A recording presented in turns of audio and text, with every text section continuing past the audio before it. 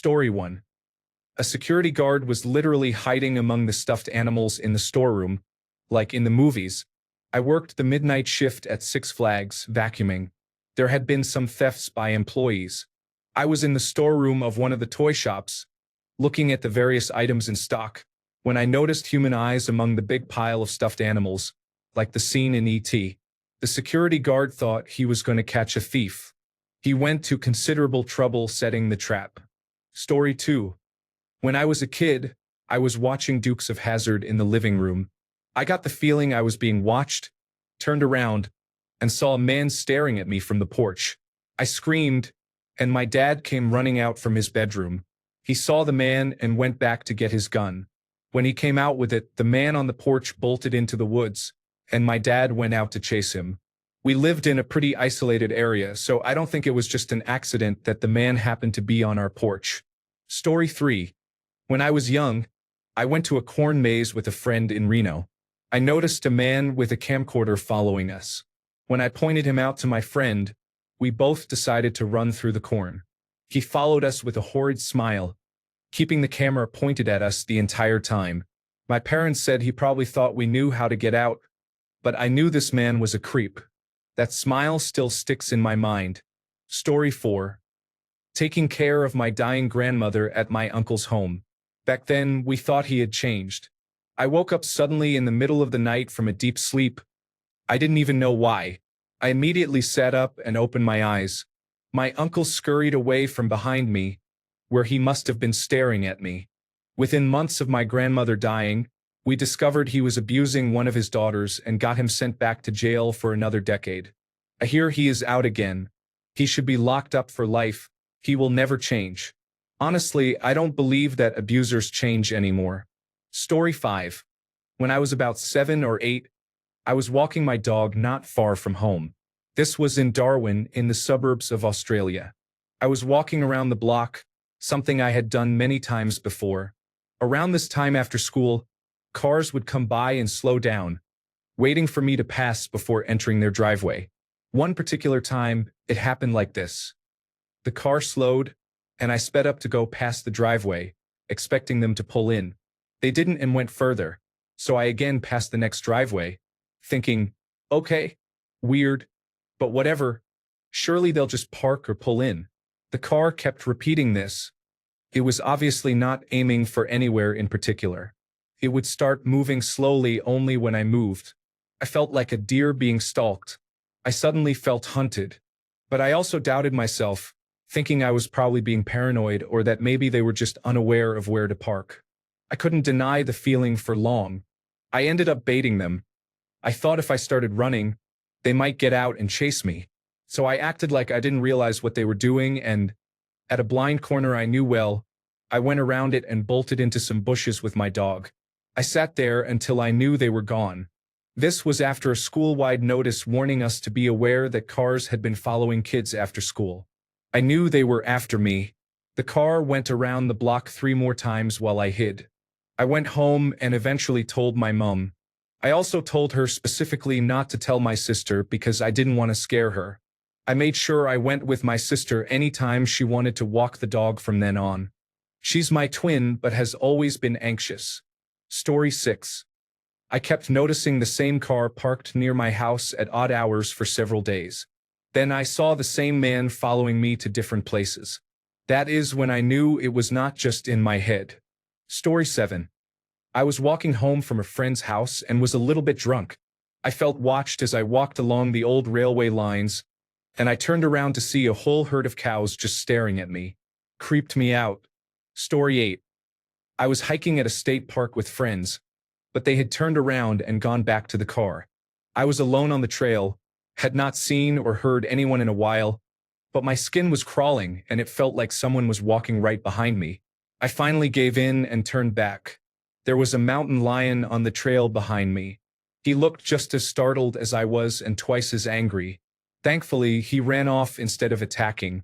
I was a nervous wreck the entire way back to the trailhead and told the park rangers before I left. Story 9. I was about 14 and did summer secretary and cleaning work for my father at his small business. He had 3 buildings on the property: his offices, his storage and workshop, and a building he leased out. I noticed a man from the leased space taking smoke breaks while I was mowing the yard, but I did not think much of it. Once, my dad asked me to wash his motorcycle before he left for a job site. I noticed the man was watching me longer and more intently than usual. Actually, my dad's foreman came out of the workshop, confronted the man, and the man left. Later that day, the man walked toward me, trying to start a conversation. Another one of my dad's employees confronted him and told him he had no business speaking to me. He told me to go inside and keep all the office doors locked while I was working, saying that something about the man creeped him out. A few days later, the police raided the leased building and arrested the man. He was apparently a child predator who was attempting to live under a false identity in a new area. Story 10. Had an ex stalk me excessively for a long time. It wasn't love. It was pure hate from him, which made it more scary. He also did private investigator work on the side. I remember going to the corner store to get a drink, and shortly after, as I was walking, I received a text that said, "Blue Gatorade." Anytime I would hang out with someone or go on a date, he would manage to somehow get their contact information and make them ghost me. I went to the police, but they couldn't do anything about it. He stalked me for about 3 years but was clever enough to make it look random, even though I had a massive folder of proof. Story 11. I was followed and recorded by members of the Church of Scientology after organizing a protest against their church in my city. Story 12. I was house-sitting for some family members while they were on vacation. One day, I couldn't shake the feeling that I was being watched. I looked outside but saw no suspicious cars or anything unusual. Although I had no evidence, I went around the house and shut all the blinds and curtains. I called my boyfriend and told him I was very paranoid about being watched but hadn't seen anything out of the ordinary. Nothing happened for the rest of the week. The family returned and called me a few days later, asking if I had seen anything suspicious while I was there. When I asked why, I learned that 2 houses on the street had been robbed. One of the houses was their next-door neighbor's. This happened during the Christmas holidays, so the police concluded that the robber was camping out and watching the houses to see who was on vacation. Story 13. When I was growing up, a few specific cars used to park outside our house with someone just sitting inside. The cars and drivers changed every so often, but it was so constant and unsettling that I started to note down the license plates. I can still remember one now, 30 years later, because it was there so much. My mother used to be creeped out too, but my father always dismissed it. One time, we were driving home from a trip to Europe. We lived in the United Kingdom, and the same car followed us all the way from somewhere in France to our home. When we pulled up to our driveway, the car that was following continued on along our road. After that, and ever since then, I know someone was either watching us or protecting us. My father worked for the government, but I am convinced he was actually a spy. Since he retired, I have never seen cars parked outside their place. Story 14. About 20 years ago, I would shower and go into my bedroom to get dressed. I had lace curtains and it was daytime on the second floor, so I did not really consider if people could see me. I would dance around to music as I got dressed. I got that hair on the back of my neck standing up, feeling and started looking around. I made eye contact with the neighbor old enough to be my grandfather, and he started dancing like I had been. I bought real curtains that day. Story 15. One time I was riding a bike down a country road and kept seeing a helicopter overhead. I thought it seemed like the helicopter was following me, but I brushed it off because it probably was not. Then a group of police officers arrived and said the whole area was on lockdown for a manhunt because a man had shot at the police. The helicopter was definitely following me. Story 16. When I looked over, I saw that she was watching me. During my senior year of college, I kept catching this girl turn around in her chair just staring at me. When I caught her, she would give a shy smile and turn back around, then do it again within an hour. She was cute, so after a couple of weeks of this, I asked her out. She said, "Sorry, I have a boyfriend." What the heck? Story 17. I was hiking on a trail through the woods when I suddenly got that "something's watching you" feeling. I looked to my left and saw a black bear about 6 feet away. He gave me that awkward look dogs give when they don't understand why you're staring, which would have been cute if a 600-pound bear wasn't right next to me. I kept my eyes on him, slowly backed away, and after a while, he turned around and went back into the woods.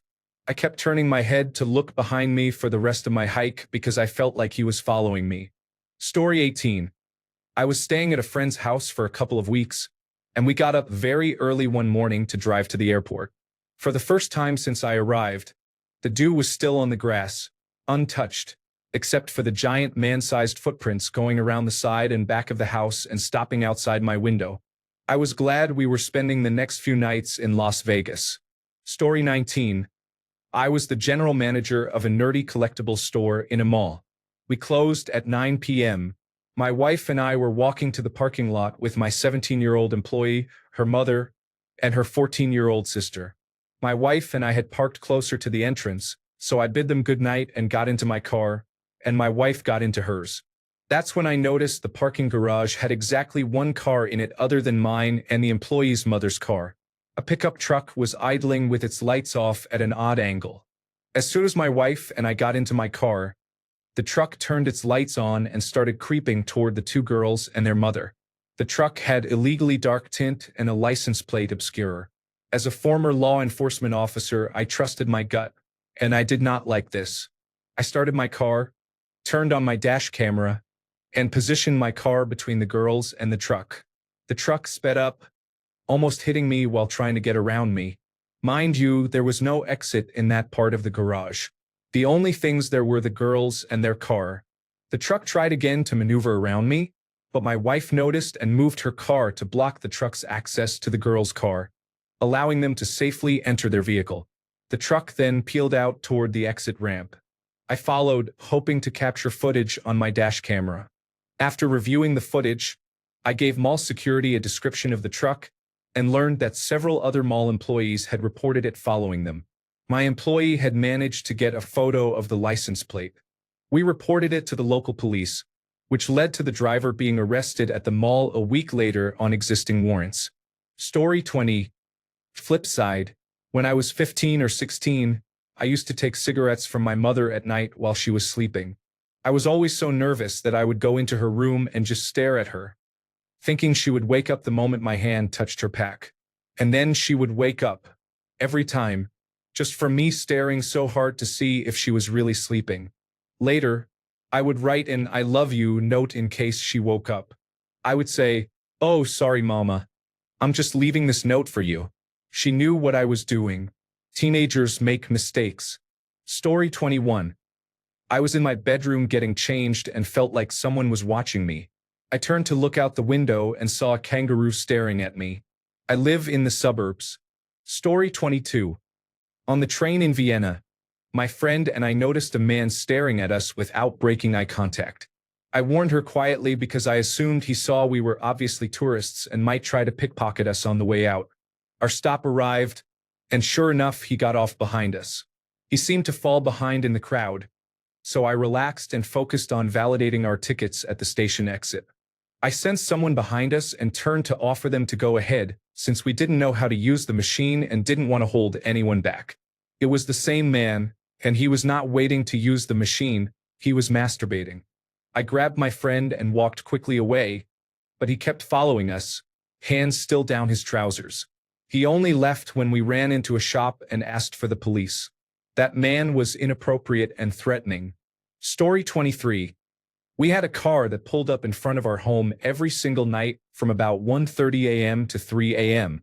For about a month, I convinced myself it was just someone sitting there for a harmless reason, but it never stopped. One night, we called the police, and the second I hung up the phone, the car drove off. Again, I convinced myself it was just a coincidence. Then the next night, when the person pulled up, I called the police again, and the car drove off once more. At that point, I knew something was wrong. We considered sending my husband out to bang on the window and ask the person what they were doing, but I always felt it was too dangerous. The police basically did nothing and did not help us try to trap the person. We ended up selling the house because I couldn't sleep there anymore, and I still never found out why the person was watching us. I will never forget the creepy car with blackout windows. Story 24. I grew up near Chicago, and I had paranoia after school because a certain red car would trail me. I took different routes home every day. After a few weeks of this, the school called my mother and warned her about what they overheard. Not long after, I was a judge at a skateboarding competition, and I was stabbed in the shoulder in front of over 100 people. Fortunately, it was in the shoulder and not the neck as was intended. I was fine, but the police showed no concern, and I still have a large scar. This happened 16 years ago, and I still think about it every day. Story 25. I had wanted to block someone I knew from middle and high school on social media for a long time and finally did it after talking with my then-girlfriend about it. When she asked why, I said I felt like this person was always watching my activity. Not even 5 minutes after blocking this person, their best friend, who I had not spoken to for almost 5 years at that point, just happened to randomly message me. I never responded, but that absolutely confirmed my feelings about the situation. Story 26. I was on my university campus for a summer class, so there were not many people around. I needed to take summer classes to graduate on time, as I worked nights during the semester, so my options were limited. It was a hot June or July day. I wore a sundress and arrived a bit before class was scheduled to start, so I could review my notes and go through the readings for the lecture. Walking through empty hallways, it does not take much to feel like you are being followed or watched. I had taken an odd route to begin with, since I had parked at the free spots on the street to avoid paying. I had to cross through several areas to get to the humanities building, but it was indoors, so I was not getting destroyed by the sun. Moving through the halls toward the classroom, there was no reason for anyone else to be taking that way unless they were in the same class. A few times, I turned around and saw someone duck around a corner, but I knew he was there. I had heard footsteps behind me in the empty corridors. Finally close enough to the classroom, I ducked into the closest washroom. There was no lock on the external door, but I hoped that a door marked women would be enough. I wanted to believe that I was just imagining things, but I could not lie to myself anymore. He opened the door. I screamed and forced it shut, but I will never forget his dark, beady eyes staring at me. There was no pushback, so after a couple of minutes, I went to the furthest stall and locked the door. There was no number for campus security posted anywhere in there, and this was back when I only had a BlackBerry, so the internet browser on that was terrible. I was too nervous to call emergency services and blanked on how I could just call the operator to get campus security. I waited in there for what felt like forever. When the door finally opened again, I peeked and recognized a classmate. I was able to ask her if any creepy man was waiting outside. She thankfully said no.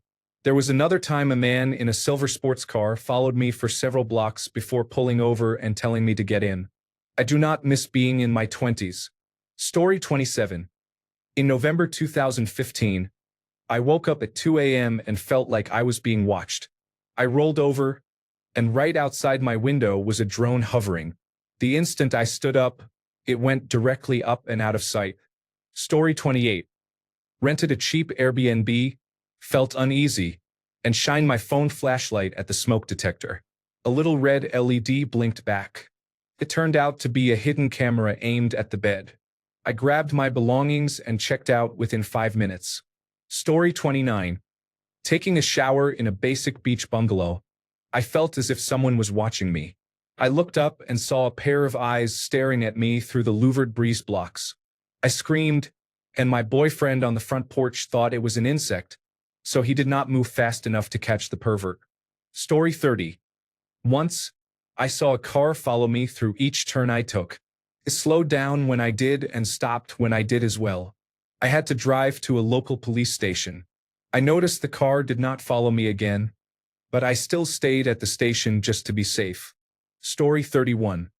When my wife asked me what I was doing because she was watching me on our home surveillance system, I found it unsettling to know someone was watching me in my own house, even if it was my spouse. Luckily, I do not do anything inappropriate. Story 32. I used to take the same bus home every night from work. One evening, I noticed a man always sitting across from me, never speaking, just staring.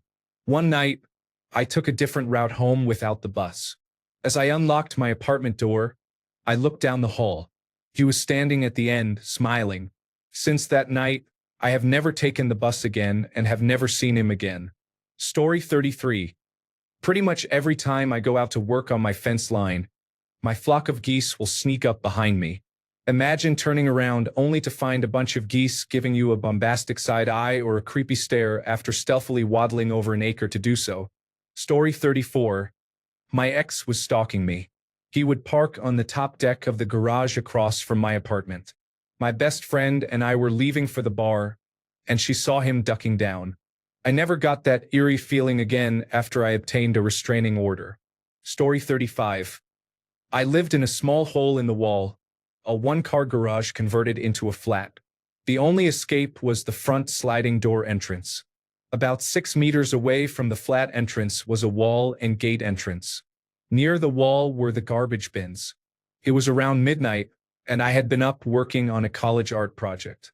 I was cleaning up and left the sliding doors open so I could carry stuff back and forth to the bins outside. The whole time, as soon as I stepped outside, something felt off, but I shrugged it off as me being nervous because it was dark.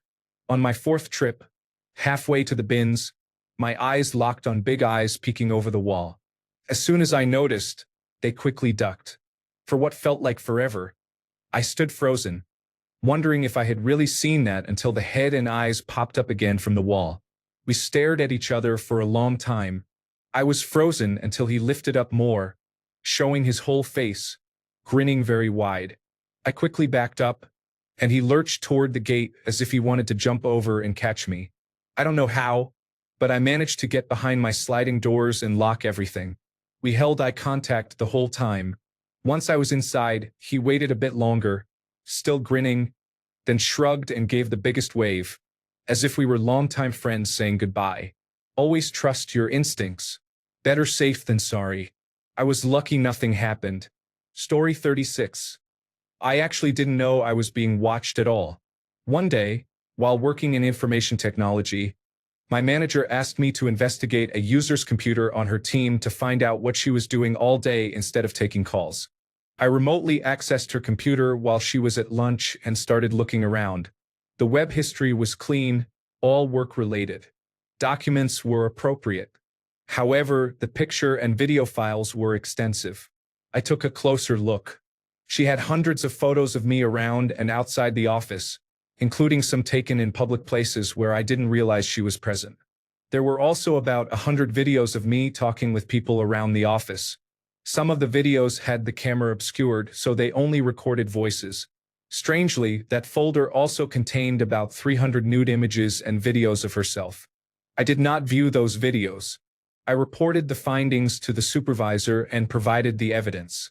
Just having the nude images on her work computer was sufficient grounds for termination, but possessing all those pictures and videos of me, none of which were inappropriate, sealed the decision. She was fired shortly after she returned from lunch. Story 37. A friend scared a private investigator woman. He said she was staring at me through my kitchen window when he arrived and told her to go away. She had a large camera in her passenger seat and a laptop. I thought someone was doing something strange because the floodlight would turn on and off at the same time, and the same car appeared on camera. I assumed it was maybe someone trying to catch the neighbor 2 doors down for drugs or something. Story 38. New workplace with thousands of dollars of product on the floor, but the cameras were pointed at staff areas, not the racks. We were told the owner could and did watch any store he wanted. Story 39. I was driving home at night when the urgent need to use the bathroom kicked in. I had to pass through a suburban road with many speed bumps and stop signs because my apartment was roughly 5 blocks away.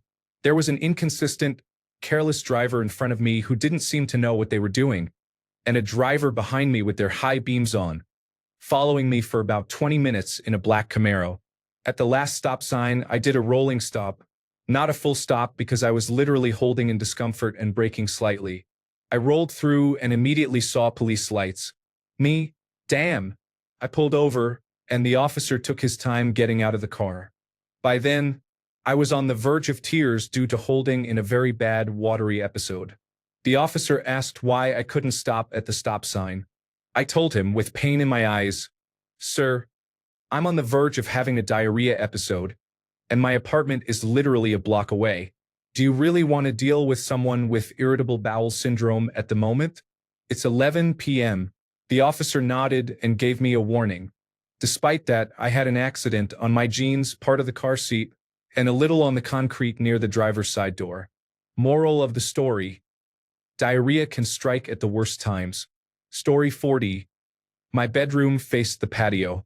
I woke up to my neighbor watching me sleep over the 7-foot-tall wall. We had just moved in, and the blinds did not go all the way down. I blocked the window with whatever I could and slept in my roommate's bed until I got new blinds. What a creep. Story 41. When the culprits grew tired of being subtle, they sent people to tell me to my face to explain their expectations.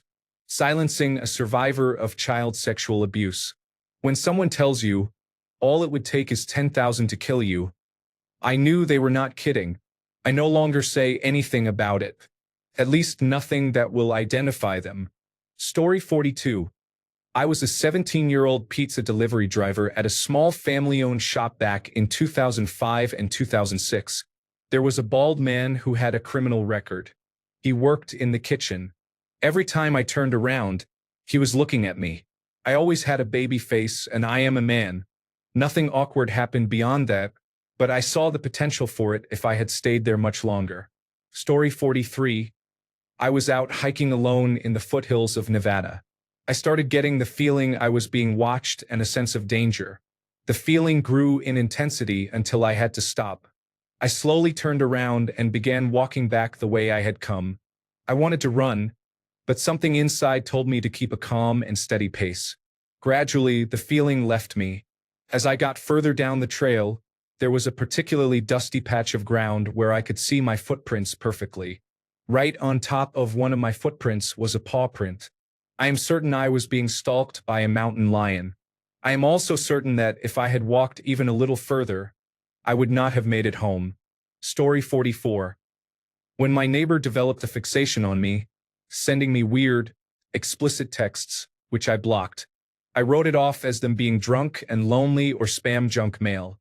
Then nothing happened for a few months until it started again.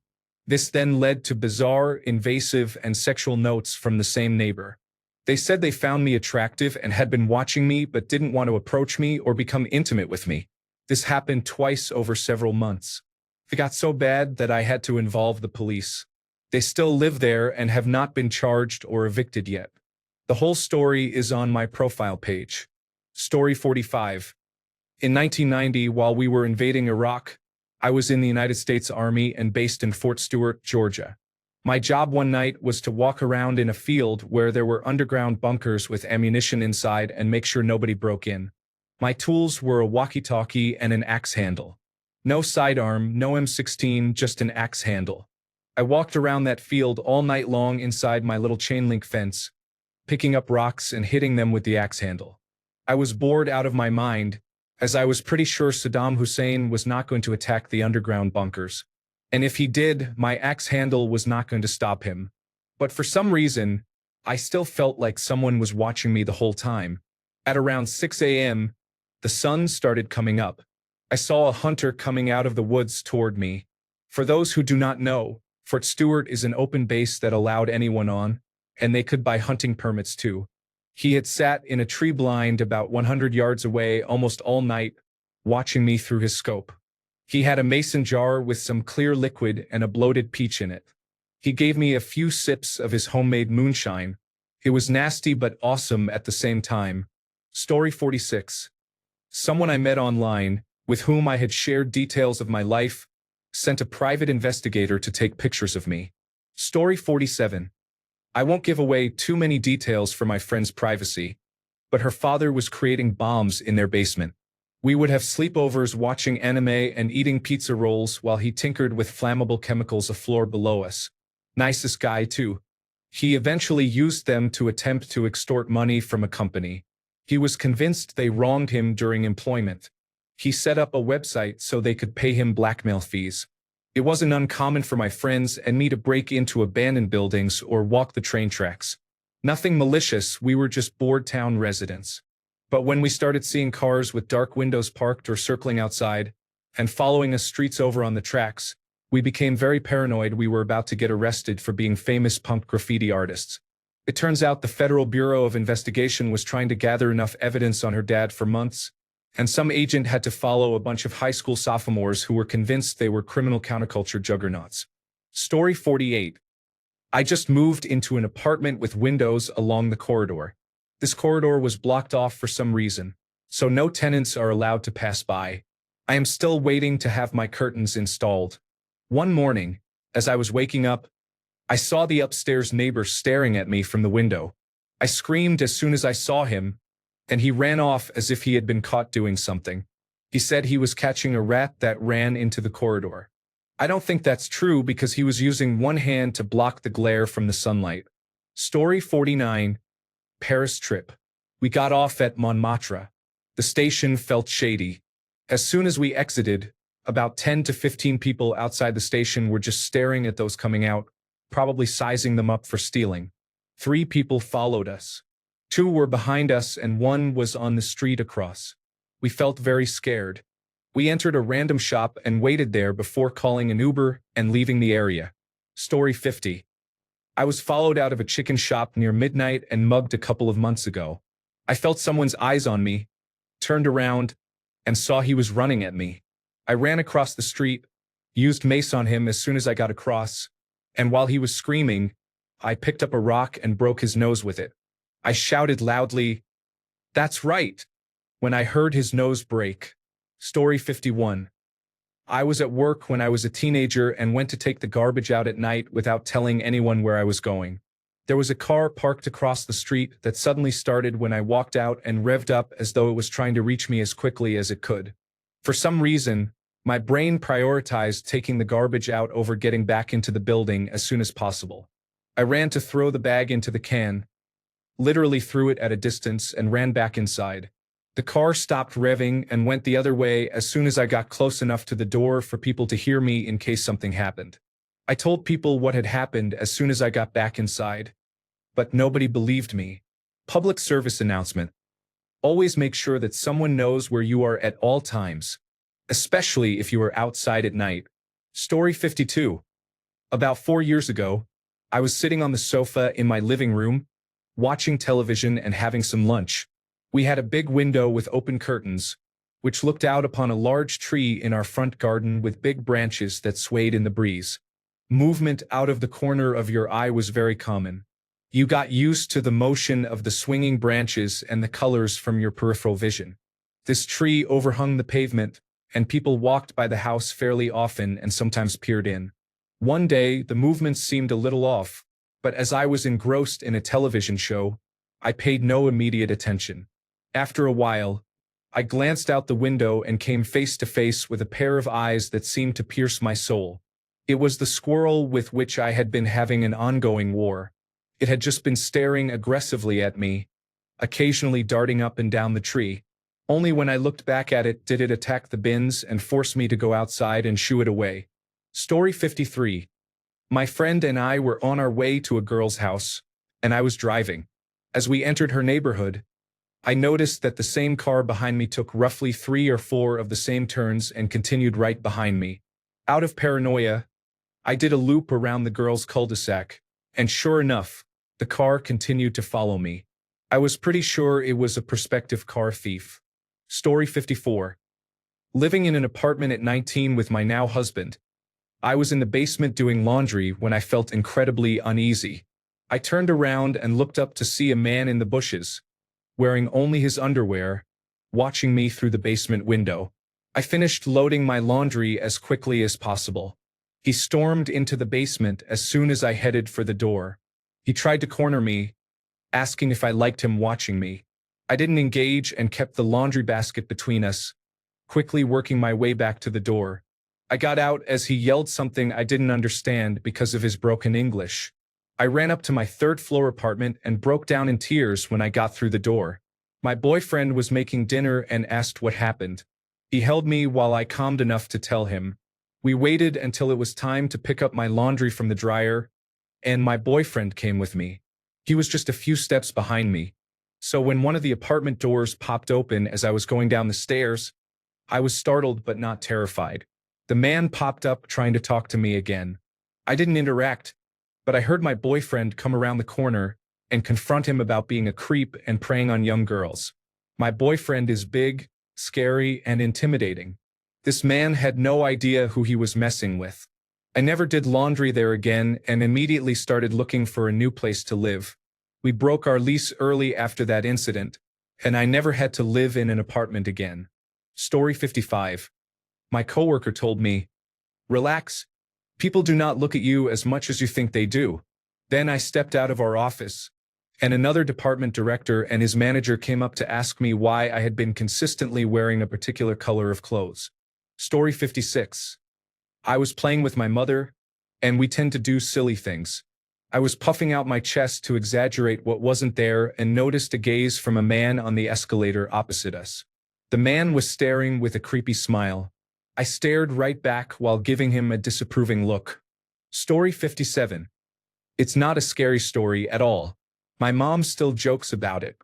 I got a plastic skull that could be taken apart for an anatomy and physiology class. My brain capped out on learning, and I had unregulated attention deficit hyperactivity disorder. One night, I was flossing my own teeth and then looked at the skull and its teeth. I wondered if the teeth were fused together. So I got a dental floss stick and started trying to floss the skull's teeth. My instincts started tingling that someone was looking at me. I looked up and sure enough, my mother was watching me. She said, "What are you doing?" I was so embarrassed. The only answer I could come up with was, "Well, how is Charlie, the skull, going to floss his teeth?" His cranium was detached from his head. I still have the skull, and yes, the teeth are fused together, so I couldn't get the floss in. Story 58. When I was about 16 or 17, I went camping with some friends in a small beach town. The campground was right on the beach, with small dunes separating the grounds from the sea. At the top of one dune, there was a small deck area where you could sit and look at the view. One night, my friends and I were sitting there, goofing around, when an older man walked up to us and started chatting. He was also camping. He was obviously very drunk and offered us some alcohol from his water bottle.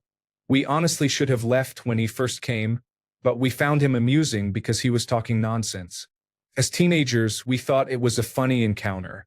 But the mood shifted when he was telling a story and suddenly bit my friend's leg hard. She had a big bruise the next day. After he bit her, we said we needed to go since our parents were probably worried. We walked back to the campground. In the middle of the grounds was a small field with some playground equipment. One side of the field was covered in hedges, and the other had toilets and showers. We were hanging out on the jungle gym when I spotted the man standing near the bathrooms looking our way. I ignored him, thinking he was just finding his way back to his campsite, but it gave me the creeps and kept me on high alert. A little while passed, and as I looked around, I saw a lump near the hedges. It was dark outside with a few spotlights scattered around, so at first, I couldn't make out what it was. Then I saw it, and my blood ran cold. He was squatting by the hedges in the dark, just staring at us. My legs went numb, and my entire body felt like jelly. We ran back to our tents, told the adults what was happening, and called the police. He was taken away that night. The image of him hunched down watching us is burned into my brain. He came back the next day and wanted to apologize to my friend for biting her. But we were too spooked to see him again, so we just left. Story 59. In my room, I have one window next to my door. At night, I can see another place through my window, about 70 yards away and elevated on a hill.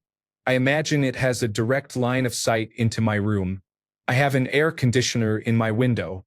Every time I walk over to turn my air conditioner on or off, if the light is on in that place, it immediately turns off. As soon as I walk away, it turns back on. This made me realize I should use my monocular once to see if someone is indeed watching me.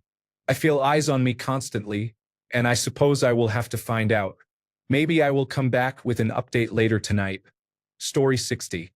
When I turned off the lights and saw the neighbor's window blinds shift just a little too perfectly, it was as if they had been waiting for me to look. There was no wind, no mistake, just eyes where they shouldn't be. Story 61. When I was a child waiting to be picked up after school, I felt really uneasy and scared for some reason. I saw my mother talking to someone quite far away and decided to walk to her instead of waiting because of how I felt. I was always told to wait even if I could see her, but she was taking ages. I had to walk past dense bushes and had a very bad feeling. Then I heard a man clear his throat. I looked towards the bushes to see a naked man stepping towards me, reaching out, and he asked me to go with him. I ran as fast as I could to my mother. Months later, he was arrested after kidnapping a child and sexually assaulting them. He was studying to become a teacher. Another time, when I was 16 walking home from work, I used to take the quieter streets instead of the main road because of my anxiety. I had a bad feeling about a street I would normally go down and decided at the last minute to turn down a different street towards the main road. A man stepped out into the middle of the road and shouted, "Yeah, you better not come down my street. Be asterisk asterisk asterisk H. Trust your gut feelings, everyone." Story 62. This command center opened on my desktop, and for some reason, I was able to explore it.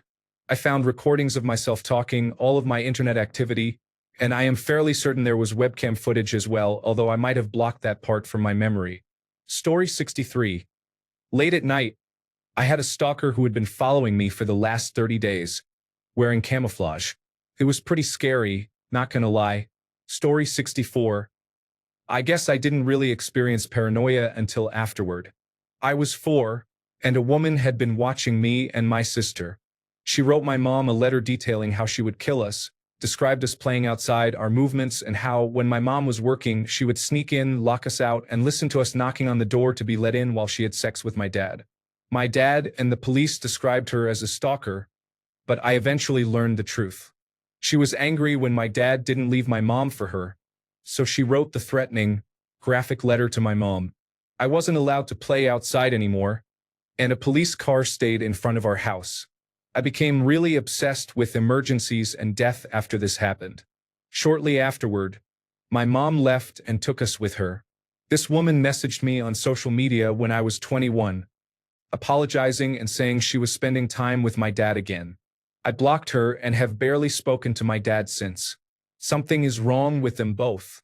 I filed a Freedom of Information Act request to the police department that handled this, but apparently, their system was hacked in 2005, and records from before then were destroyed. I just wanted to know the full story without asking my mom to relive such an awful event. But I still have questions. Story 65. When I opened the attic space, I found cans of food and saw that the entire area had been cleaned, with all the cobwebs removed. I even found the dewebber that had gone missing. There is more to the story, but it would sound unbelievable if I told it. Story 66. When I was 21, I came home from a night out with my friends. We took the train, but they all got off at an earlier stop than me. Throughout the ride, I noticed a man staring at me. I thought it was creepy but didn't mention it to my friends. My stop was the last one and he got off there too. I pretended to look at my phone so he would pass me. Later, when I walked up to the escalators, he was waiting for me and started walking again. I waited at the bottom for him to go out of sight and called my boyfriend. While talking to him, I arrived at the top of the escalators and he was waiting again. I waited again and told my boyfriend, who thought it might just be a coincidence until I walked outside to see him waiting on the other side of the road. My apartment was 5 minutes away, but I had to walk through a dark alley to get there. So I broke down on the phone and begged my boyfriend to come get me, so I wouldn't have to walk home alone. I never saw the man again, but my boyfriend came and drove me home. Story 67. That moment when I closed my refrigerator and saw my cat sitting perfectly still, staring at me as if he had just witnessed a crime. Story 68. I used to do merchandising for grocery stores in the early morning. I pulled up to my first store around 2 a.m., and immediately a car pulled up right next to mine. My boss and another truck driver were in the loading bay and saw this. They called me and asked if I was okay and if I knew the man. At the time, I was about 26 and I'm a small woman. I looked at the man in the Uda next to me, and he started looking around to see who else was there. I said I was fine and made my way inside. The man left but only moved to the gas station near the car park. I finished about 45 minutes later and walked to my car with the other truck driver. This man had been waiting at the gas station the whole time. The gas station clerk happened to walk out and ask him something. Then he pointed toward me in my car. I left quickly to get to my next store, and that was the end of it. It was the most terrifying experience because if it weren't for my boss and coworker, I'm not sure what would have happened. Story 69. I was followed from a friend's house at night by a large plainclothes officer with what sounded like a police radio. He did not respond when spoken to and followed me and a friend all the way to my apartment. A few months later, the friend I visited that night for a pre-Simpsons bomb session was raided by police with a search warrant and faced felony charges. Story 70. I noticed things moving around in my apartment. Stuff was missing, like toilet paper or half-eaten food, when I went to walk my dog. Once, my friend and I came back to find her bra had just been moved slightly. Turns out my mom was stalking me and entering my apartment to check in on me. Story 71. I worked in a bar when I was at university, and a strange man started coming in during the day. He was clearly unwell mentally but seemed harmless enough, so I would sometimes talk to him. Just small talk. One day, I mentioned that I was moving flat, and he said, "Oh, I'll miss watching you walk to work." My blood froze. My flat was in a small town in Scotland. The tallest building was 2 stories high, and on my street, both the bottom and top floors were occupied by shops and restaurants, except for the one directly across from me, which was clearly a residential flat. However, I had never seen any sign of life there. The lights were always off and the blinds were pulled down. We assumed no one lived there or that someone owned it and used it for holidays. As a result, I never thought to close the curtains in my flat. Sometimes I would walk around in scanty clothes. Over a couple of months, I started feeling that the flat across the road was a bit eerie. After he said that, I looked at him and paused as this occurred to me. Then he said, "I like seeing you getting ready in the morning." I was terrified, but I was 19 and did not know what to do, so I said nothing. That same week, he was banned for threatening another customer with a steak knife for looking at him, and I moved flat very soon after that. I kept the curtains shut and never saw him in town again before I moved away. Thanks a bunch for sticking around till the end of the video. Remember to subscribe, and until next time, stay awesome and goodbye.